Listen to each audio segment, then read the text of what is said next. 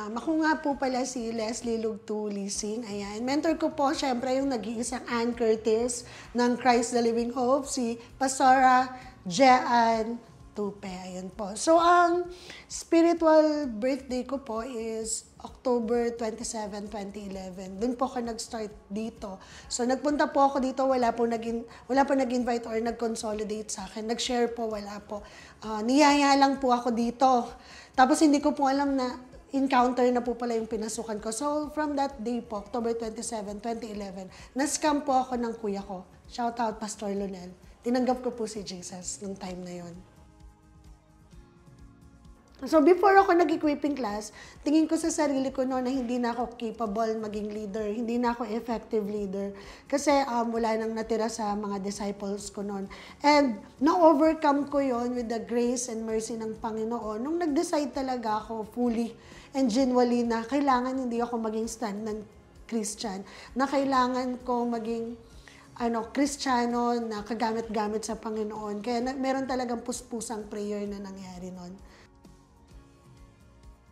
So, yung motivation ko noon, nasabi ko sa sarili ko with the conviction of the Holy Spirit na kailangan kong maging kagamit-gamit to advance the kingdom of the Lord.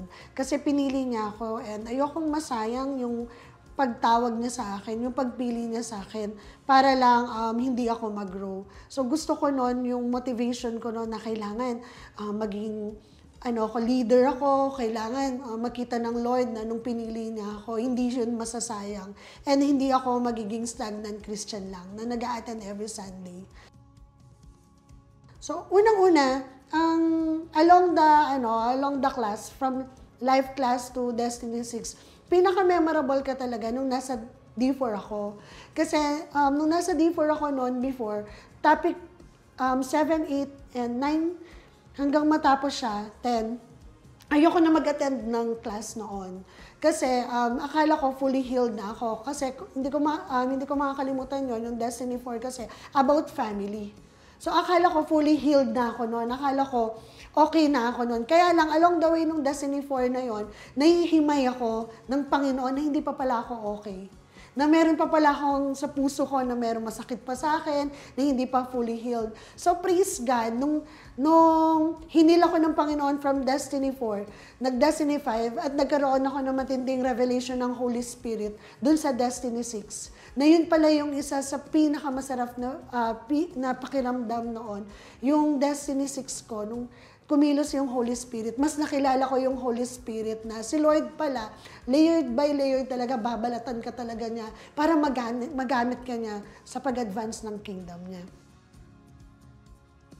Kamusta naman ba yung pag-attend ko ng classes? Ano nga po pala yung naging impact sa akin? Sobrang laki talaga ng impact sa akin ng Destiny 6 kasi nakita ko dito yung maturity.